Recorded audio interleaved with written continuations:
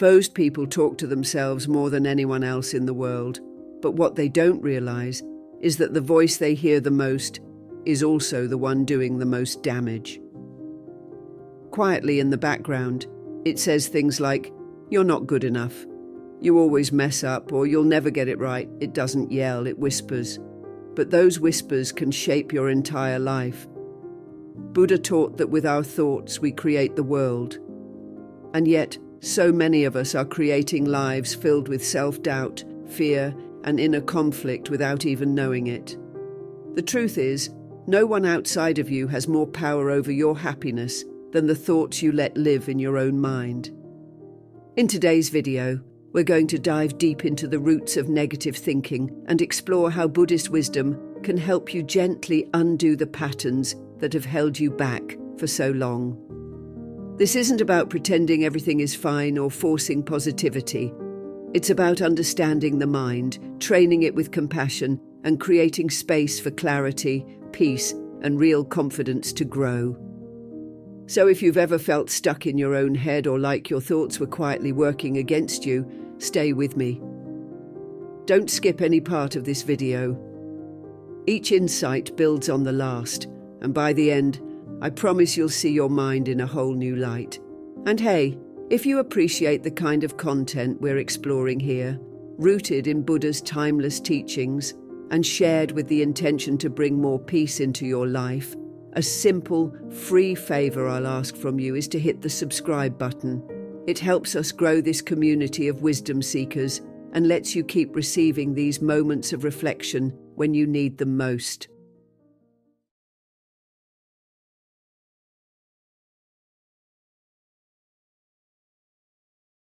There's something quietly painful about waking up in the morning already feeling behind, already weighed down by a heaviness you can't quite explain. Maybe you haven't even gotten out of bed yet, and already your mind is whispering doubts. You didn't do enough yesterday. You'll probably mess this up again. What's the point in even trying? These thoughts don't shout. They don't need to. Their power lies in how familiar they've become. You don't question them because they sound like your own voice. But here's the truth. Just because a thought feels familiar doesn't mean it's true. And just because you think something doesn't mean you have to believe it. Buddha once said, "What you think, you become. What you feel, you attract. What you imagine, you create." That's not just a beautiful quote. It's a reality we live every single day. Our thoughts are not neutral. They shape the way we see the world, the way we treat others, and most importantly, the way we treat ourselves. The problem is most of us are living under the rule of an unconscious mind. We're letting old stories, old conditioning, and unexamined beliefs guide our actions, shape our self-worth, and limit our potential. It's like carrying around a pair of foggy glasses and thinking that's just the way the world looks. And you're not alone in this. In fact, studies show that the vast majority of people, up to 85%, struggle with low self-esteem at some point in their lives, often rooted in a constant stream of negative self-talk. That number is big enough to stop us in our tracks. It should make us pause and ask, what's really going on inside our minds? Why is it so common to feel like we're not enough? Why do we so often believe the worst about ourselves, even when we're trying our best? Buddhism offers a powerful insight here. It teaches that suffering doesn't come from the world itself. It comes from the way we perceive it. More specifically, it comes from our attachment to thoughts and ideas that are not rooted in truth. The Buddha called this delusion, a fundamental misunderstanding of reality. And when we're caught in negative thinking, we're not seeing clearly. We're reacting to old wounds, to fears, to illusions. And every time we repeat that cycle, we reinforce it. Think of the mind like a garden. Every thought is a seed.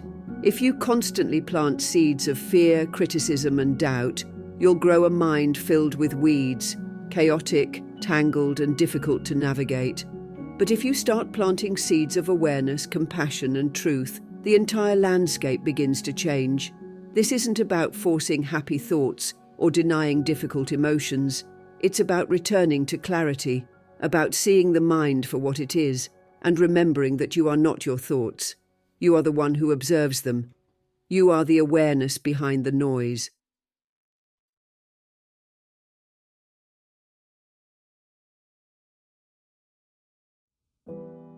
There's something incredibly powerful about realizing that your thoughts are not facts.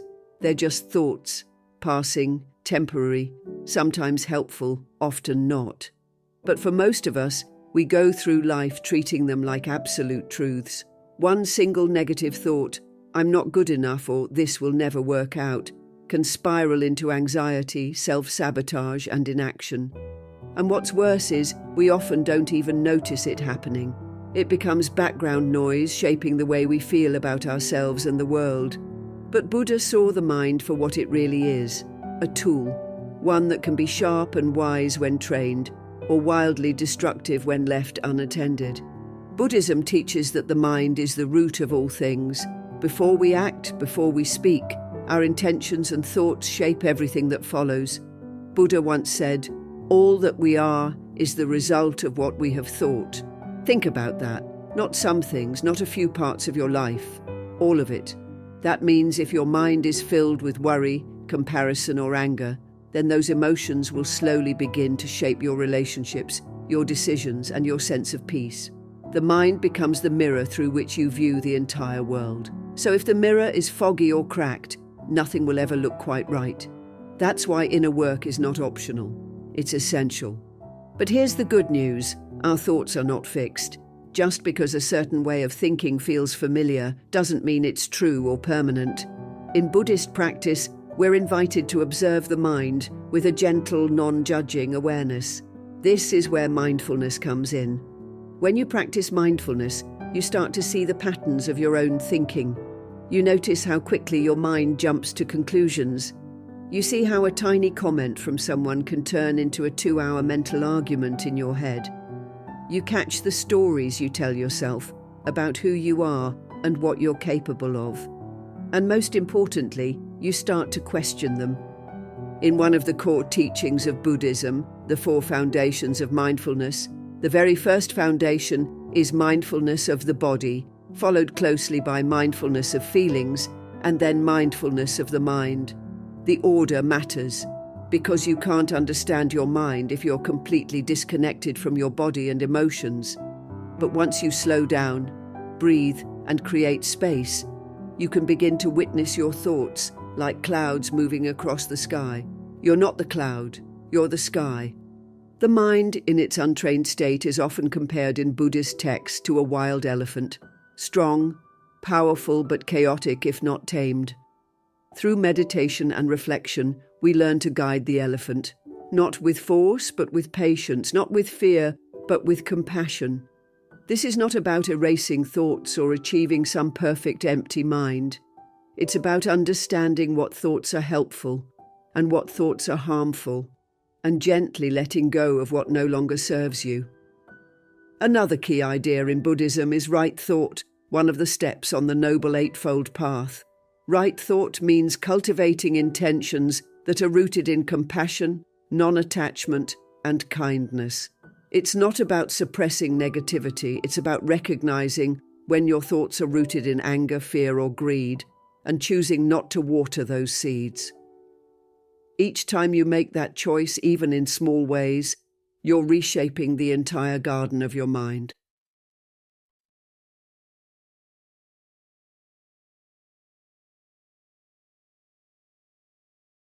There's something quietly destructive about the way our own thoughts can turn against us. You could be sitting in a peaceful room, the world outside calm and still, but inside your head, there's a storm. Maybe it's the voice that reminds you of past failures, or the one that always predicts the worst possible outcome. It might even be subtle, like a background hum of dissatisfaction, making you feel like you're never quite enough, never fully safe, never truly at ease. And the strangest part? Most of us have gotten so used to this voice, we don't even question it anymore. It just feels like the truth. But in the teachings of the Buddha, we're reminded that not all thoughts are facts. In fact, most of our suffering begins not with what happens to us, but with how we think about what happens to us. Negative thinking, from a Buddhist perspective, is one of the mind's untrained habits. It's not your fault if you think this way, many of us do, but it is your responsibility to recognize it. These thoughts often come from what Buddhism calls unwholesome mental formations. They are patterns of craving, aversion, and delusion that quietly shape how we see ourselves and the world. When the mind is left unobserved, these formations grow stronger. They whisper things like, "You'll never be enough," or "Everyone else has it figured out but you." And with time, they become your inner reality, even if none of it is actually true. Think of your mind like a field. Every thought is a seed. Some are seeds of kindness, clarity, and compassion. Others are seeds of doubt, worry, and judgment. If you water the same seeds every day, like constantly focusing on your flaws, your fears, your regrets, those are the plants that will grow. And they don't just sit quietly in one corner. They spread. They influence how you show up in relationships, how you handle challenges, how you see your own potential. Eventually, you stop taking chances, not because you aren't capable, but because your thoughts convinced you that you're not. One of the most powerful teachings from the Buddha is the idea of right view, learning to see things clearly without distortion. Negative thinking distorts reality. It turns temporary challenges into permanent identities. It tells you that because something didn't work out once, you are doomed to fail again. But Buddhism encourages us to meet these thoughts not with fear, but with curiosity. Where did this thought come from? Is it rooted in truth or habit? Does it serve peace or does it create suffering? Just asking these questions gently weakens their grip. And let's be honest, sometimes these thoughts feel so convincing because they've been with us for years. They were shaped by childhood experiences, cultural expectations, even comments from people who may not have understood our hearts. But here's what Buddha emphasized again and again: nothing is fixed. The mind can be trained. Just like a muscle, it can grow stronger, calmer, wiser. And the first step is simply noticing the thoughts we've let take up residence inside our minds without ever questioning if they belong there.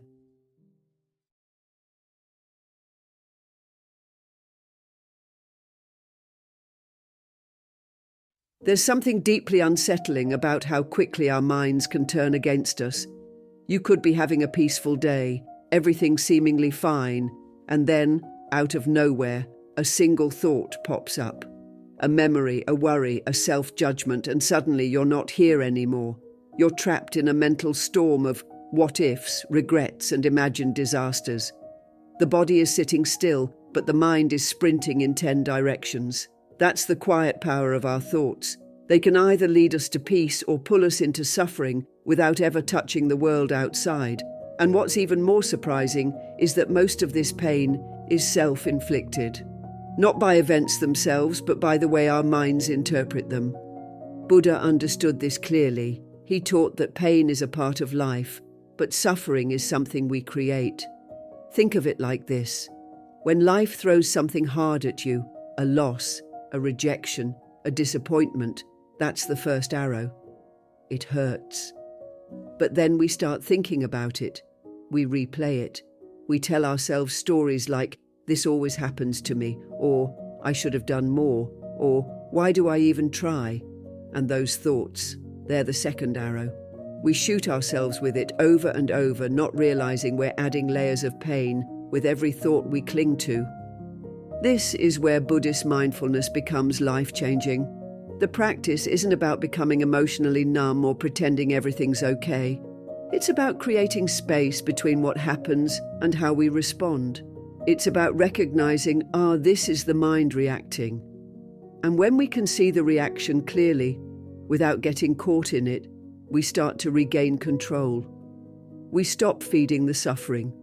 Instead of being dragged by every thought, we start to observe. And that simple shift from identifying with thoughts to watching them opens the door to real peace. But why does the mind do this in the first place? In Buddhism, we talk about attachment, aversion, and ignorance, the 3 poisons of the mind. Attachment is when we cling to people, outcomes, or feelings, expecting them to stay the same.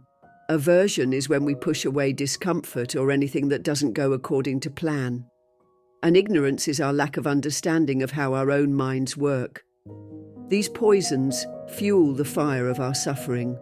When we cling too tightly, we suffer when things change. When we resist what is, we suffer even more. And when we're unaware of this whole cycle, we stay trapped in it, sometimes for years. Let's say you fail at something important to you. Naturally, there's disappointment, that's normal. But what happens next in the mind? Often it spirals into self-judgment. I'm not good enough, or I always fail. Then comes the comparison. Look at everyone else. Why can't I be like them? All of this happens internally. No one outside of you had to say a word. The mind builds a story, and we live inside it. We believe it's real. And yet, most of the time, it's not the event that broke us. It's the meaning we gave it.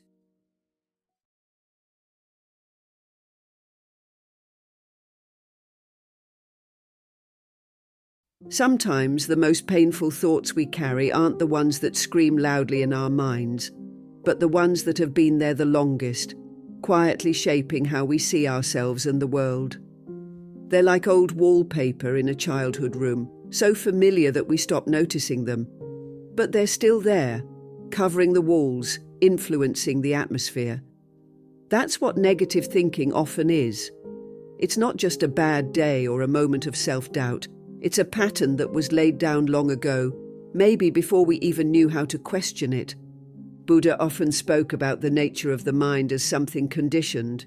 From the moment we're born, the mind starts collecting impressions, moments, words, experiences. If we grow up hearing criticism more than encouragement, or if we're constantly made to feel like we have to earn love or prove our worth, the mind doesn't forget. It absorbs. It adapts. It forms beliefs not just about the world, but about who we are within it. These early mental formations, known in Buddhism as sankharas, become the roots of our emotional reactions, our fears, and our inner dialogue. Think about how a child who's repeatedly told they're too sensitive might grow into an adult who hides their feelings. Or someone who's shamed for making mistakes might become someone who never takes risks. These patterns don't come out of nowhere. They have a beginning, a seed that was planted, often in an environment that didn't know how to nurture the mind with compassion. The Buddha taught that nothing arises without a cause. So when we experience repeated negative thoughts, it's not because we're broken, it's because there's a cause. And if we can find the cause, we can begin to release its hold. What makes this tricky is that many of these mental patterns live below the surface. They're not conscious. They feel like the truth. I'm not good enough. I'll always fail. No one really cares. These don't come with flashing signs telling us they're false. They come with evidence from the past, repetition, and familiarity. But Buddhist practice encourages us to look deeper, to turn inward with mindfulness and compassion, and to question what we've always accepted as truth. The moment we pause and observe these thoughts without judgment is the moment we begin to uproot them. There's a powerful teaching in Buddhism: whatever is not yours, let it go. Many of the negative beliefs we carry aren't even ours. They were given to us by society, by teachers, by family members who were struggling with their own pain. When we reflect on this deeply, we start to see that maybe the shame we carry was never our fault. Maybe the fear that drives us wasn't born from our true nature. Maybe we've just been holding on to things that don't belong to us anymore.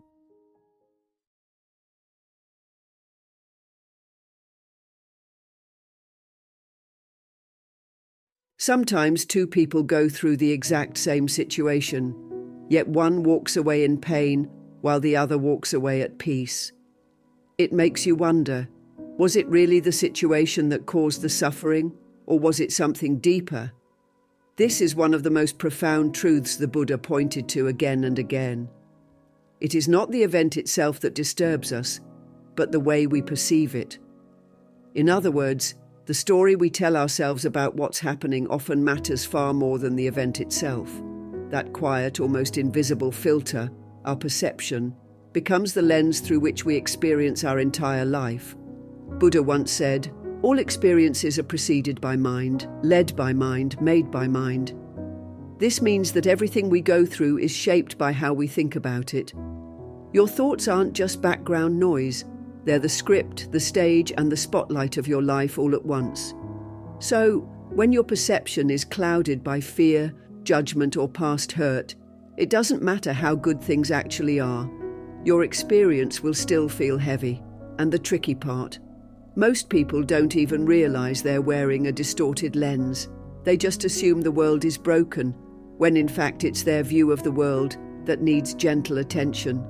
Buddhist teachings refer to this as mental formations, the tendencies and patterns of perception that have been shaped by past experiences, habits, and unconscious beliefs. For example, someone who grew up being constantly criticized might walk into a room and automatically assume people are judging them, even when no one is. That perception feels real, but it's not the truth. It's a reflection of an old inner wound that hasn't yet been healed. The Buddha encouraged us to bring awareness to these patterns, not with blame or shame, but with curiosity and compassion. Why do I see things this way? Is this really true? Who would I be without this belief? This kind of inner reflection is not just philosophy. It's liberation. Because once you see the lens, you can choose to clean it. You begin to separate what's actually happening from the stories your mind is telling.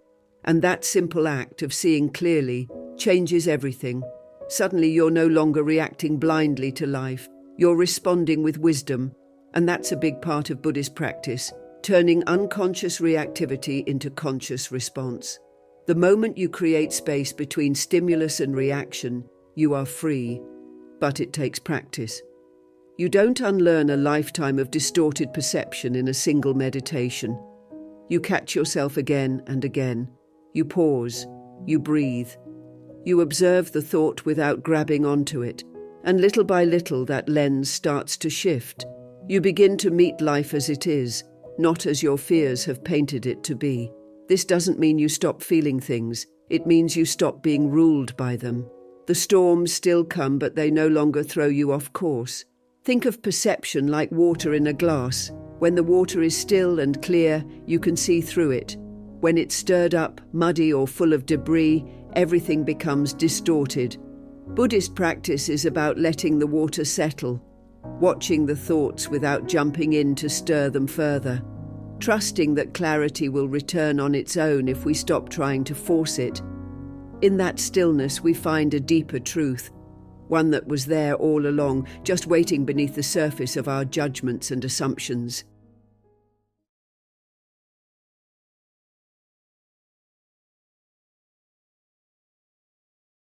There's a moment we all experience when something unexpected happens, or even when we're just thinking about something that might go wrong, and suddenly our chest tightens, our stomach sinks, and our thoughts start racing. That's fear taking the wheel, and once it's driving, it rarely takes us anywhere peaceful. Fear convinces us we need to act fast, control more, predict everything, and prepare for disaster. But the deeper truth? Most of what we're trying to control was never in our hands to begin with. And that's where the suffering really begins. Not in the fear itself, but in our desperate attempts to fight it by trying to grip tighter onto what's constantly shifting. Buddha spoke deeply about this. He taught that clinging, whether to outcomes, to people, or even to the illusion of safety, is one of the root causes of suffering. In the second noble truth, he identified craving and attachment as the fire that keeps us burning inside.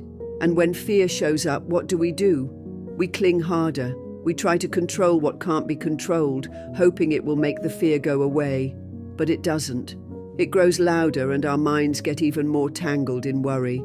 Instead of moving through life with grace and trust, we get stuck rehearsing every worst-case scenario, like we're preparing for a performance that may never happen. The Buddha also taught about the second arrow. The first arrow is life itself.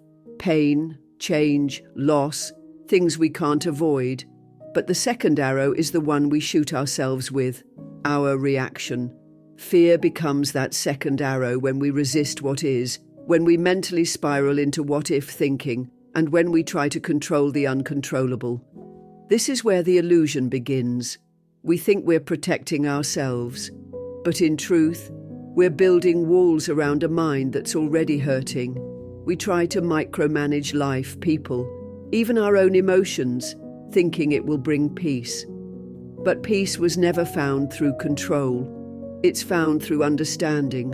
What if, instead of trying to outrun fear, we met it? What if we sat with it the way a monk sits in silence, simply observing, not judging? That's what mindfulness invites us to do. Not to get rid of fear, but to see it clearly, to understand where it comes from, and to recognize that it's often just a thought dressed up as danger. Buddhist meditation isn't about emptying the mind, it's about seeing clearly what's already there. When fear arises, we breathe. We name it gently. Fear is here. We don't become it. We don't push it away. We allow it to be seen, and in that space of awareness, its power starts to dissolve.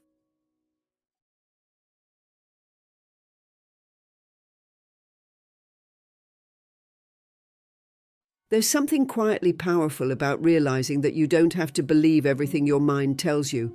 That voice that says you're not enough, that it's too late, that change isn't possible. It's just a voice, it's not the truth. The Buddha once said, "All that we are is the result of what we have thought." That one sentence holds so much weight. It means our inner world, the way we feel, act, and even how we experience life, is built moment by moment through the thoughts we entertain. And that's where the shift begins, not by forcing our minds to be quiet, but by learning to see clearly what's really going on up there. Awareness is the first step, and not just the kind of awareness that notices, "Oh, I'm thinking something negative again." It's the deeper kind, the kind that pauses and gently asks, "Where is this thought coming from? Is this really mine or something I picked up years ago?" This type of curiosity is what Buddhist practice calls sati, mindfulness. It's not about judging the thought or pushing it away. It's about observing it with the same kindness you'd show a child who's scared or confused. Because many of our most harmful thoughts were born out of fear, past hurt, or learned patterns we didn't choose. When we practice this kind of mindfulness regularly, we start to notice patterns. We see that some thoughts come up again and again in certain situations, like when we fail, or when someone criticizes us, or when we feel lonely. These thoughts aren't random, they're habits. In Buddhism, we call them samskaras, mental formations that keep repeating unless we bring them to the light of awareness.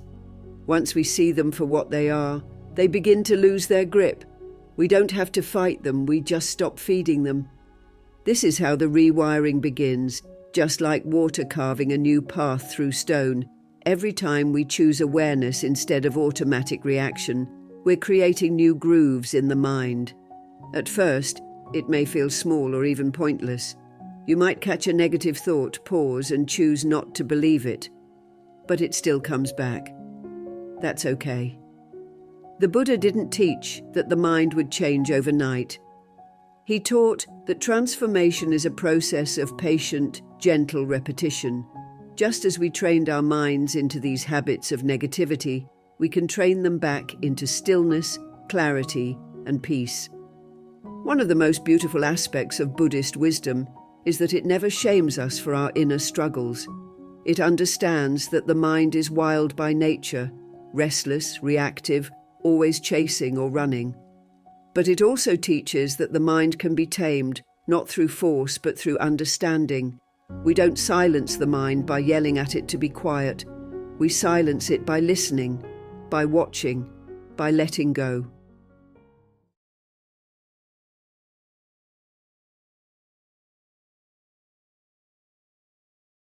There's a reason why you feel more anxious after spending time around certain people, or why you feel calmer the moment you step into a peaceful space.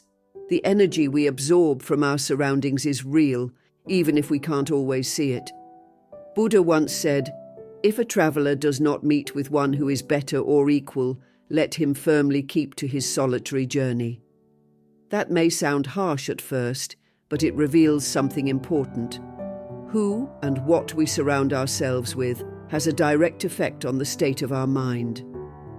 Just like the body needs clean water and nourishing food, the mind needs environments that support clarity, kindness, and stillness. Sometimes we underestimate how much our daily environments shape us. It's not only about the people we speak to, but also the messages we scroll past, the shows we binge watch, the news we consume, even the layout and energy of our living spaces. Every interaction, whether digital or physical, plants a seed in the mind. And just like a garden, what you plant and water is what will grow. If you're constantly around criticism, chaos, and negativity, those things will begin to feel normal, but they're not. And they don't have to be. Buddhist teachings remind us that the mind is not fixed. It's fluid, responsive, and deeply influenced by the conditions around it. That's why monks train in peaceful monasteries and surround themselves with supportive communities. It's not about escaping the world, it's about creating the right conditions to see the truth clearly. When the water is calm, it reflects clearly.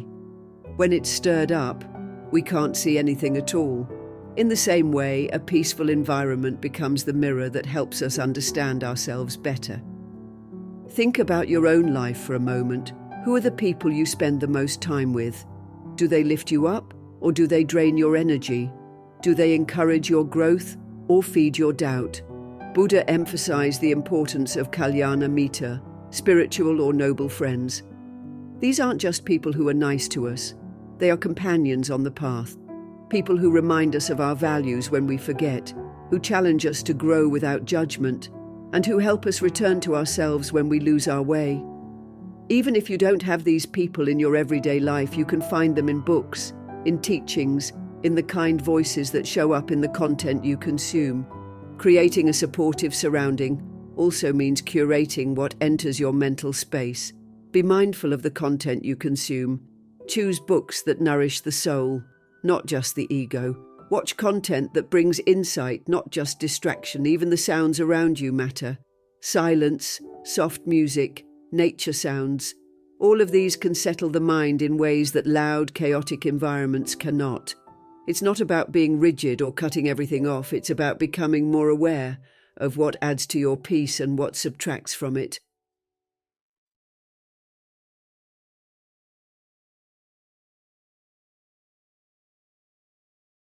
Sometimes we wait for the right feeling before we take the right step. We tell ourselves, I'll start when I feel more confident, when I'm less anxious, when I'm ready. But the path doesn't open before we walk it. It opens because we walk it. In Buddhist practice, the transformation of the mind doesn't happen just by knowing what's right. It happens by living it. That's why one of the central teachings in the Noble Eightfold Path is not just right thought or right understanding, but also right intention and right action. Because without action, wisdom stays stuck in the mind, never making it into the life we live. The Buddha taught that intention is the seed from which every action grows. That means every decision we make, every word we say, every habit we build, it all begins with a subtle energy inside us. Sometimes that energy comes from fear, ego, or avoidance. Other times it's born from compassion, clarity, or truth. The beauty of Buddhism is that it reminds us we can choose where our intentions come from. We don't have to be slaves to old patterns or reactive impulses. With mindfulness, we can slow down, reflect, and ask ourselves, is this intention rooted in wisdom or in craving and confusion? Think about how often we act without checking in with our inner compass. We say something sharp because we're irritated. We avoid an opportunity because we're scared. We scroll for hours not because we enjoy it, but because we're trying to escape discomfort. And then we wonder why life feels out of balance. But Buddha gave us a map.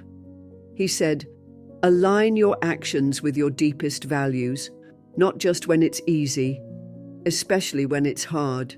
This is the heart of living with the right intention, not perfection, but presence. Now, right intention isn't about being serious all the time or overanalyzing every move. It's about bringing a gentle awareness to why we do what we do. Are we moving toward truth or away from discomfort? Are we trying to control others or express something honest and kind? Even small daily choices like how we respond to someone's tone, how we speak to ourselves in the mirror, or how we begin our morning, all of these can be infused with intention. The Buddha taught that when our actions are driven by wholesome intentions, like generosity, loving kindness and non-harming, we naturally begin to feel more grounded, more at peace. And here's something important. Acting with the right intention doesn't mean waiting until everything inside you feels peaceful. Sometimes it means making a choice even when you're afraid. The Buddha never promised a life without fear or uncertainty. What he offered instead was a path to walk through fear with awareness. Taking action aligned with wisdom, even when it's uncomfortable, is how the mind begins to trust itself again. It's how we shift from being tossed around by thoughts and emotions to standing firm in our own inner truth.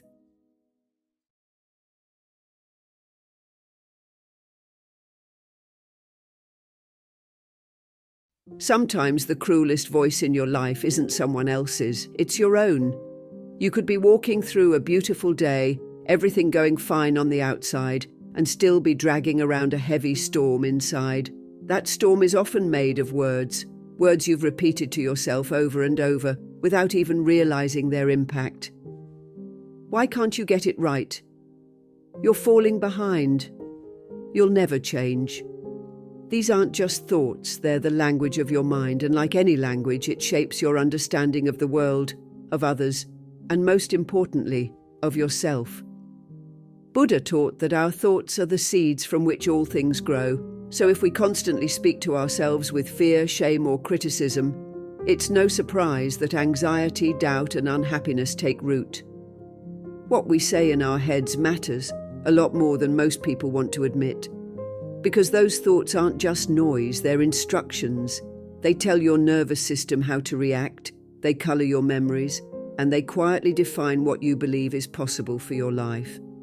Buddha once said, "What you think, you become. What you feel, you attract. What you imagine, you create." Now think about that. If your internal dialogue is constantly negative, you're not just thinking, you're becoming that negativity. It starts to bleed into your posture, your relationships, your goals. You start filtering every opportunity through doubt. You don't trust yourself anymore. And the saddest part, most of the time, those beliefs aren't even true. They're just habits of speech we've never questioned. In Buddhist practice, there is a deep emphasis on right speech, which is not just about how we talk to others, but also how we speak to ourselves. Speech is powerful because it reflects and reinforces thought. And the thoughts we repeat become mental formations, what Buddhism calls sankharas. These formations become stronger with repetition, like grooves in the mind.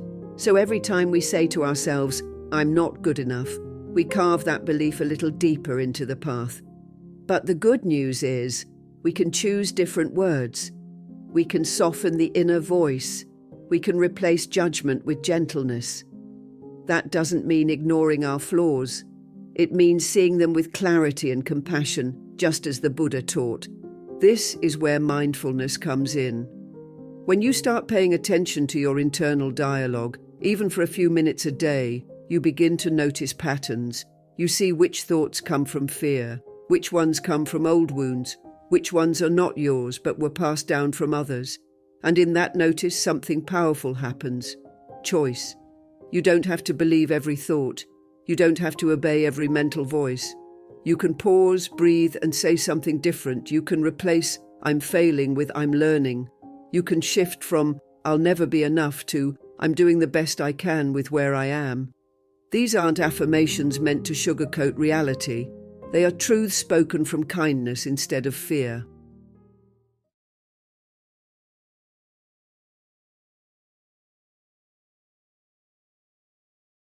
There's a quiet kind of power that comes from realizing your mind doesn't have to stay the way it is.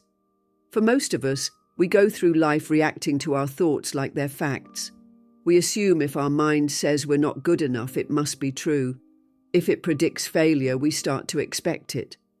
But Buddha reminded us that the mind is like a field. Whatever we plant there, whatever we water, will grow. The negative thoughts we've repeated for years might feel like truths, but they're really just habits. And the beautiful thing about habits is that they can be changed. Changing the mind isn't about overnight transformation. It's about small, consistent moments of awareness. Every time we recognize a negative thought and choose not to believe it, just for a moment, we're taking back our power. Buddhism teaches us that mindfulness is the path to freedom. We don't silence the mind by force. We watch it gently, with compassion. We begin to see that thoughts are not commands. They're not who we are. They're just passing clouds in the sky of our consciousness, and when we stop chasing or fearing those clouds, we start to experience the calm, open space that was always underneath. Think of how many years we've spent believing the worst about ourselves, and yet we never stop to ask, who taught us to think this way? Where did that voice come from? Buddhist practice encourages us to look deeply, not to blame, but to understand. Maybe it was a parent who spoke with anger. Maybe it was a school system that made you feel like your worth was tied to performance. Maybe it was culture or media, or your own repeated disappointments. These are what Buddhism refers to as mental formations, seeds planted in our minds that have grown into weeds. But even the most overgrown field can be cleared, replanted, and nurtured into something beautiful. A transformed mind isn't one that never has negative thoughts. It's one that doesn't believe every thought it hears. It's a mind that can observe anger without becoming angry, witness fear without being ruled by it, and feel sadness without drowning in it. This kind of mind is trained, not through pressure, but through presence. Through sitting quietly each day, breathing gently, and learning to watch the mind instead of getting caught in its stories. As Buddha taught, peace comes not by chasing it, but by removing what blocks it. Often those blocks are just the thoughts we've never questioned. As you continue walking this path, you'll start to notice the shifts. Maybe a situation that would have triggered anxiety before now meets your calm breath. Maybe you speak to yourself with more softness. Maybe you catch yourself mid-thought and say, I don't need to go there anymore. These aren't dramatic fireworks, they're quiet victories. And over time, they create an inner world that is stable, clear, and free. You'll start to trust your own mind again. Not because it's always peaceful, but because you know how to return it to peace. No thought is more powerful than your awareness of it. The moment you begin to observe your mind, instead of being controlled by it, that's the moment freedom begins. Remember, the Buddha didn't promise a life without storms, but he did teach us how to remain still within them. Thank you for sharing this space with me today, for choosing presence over distraction and growth over fear. If this message spoke to your heart, I invite you to watch the next video on the screen. It continues this journey inward with more Buddhist wisdom for healing and peace. And as always, thank you for being a part of Buddhist Journey.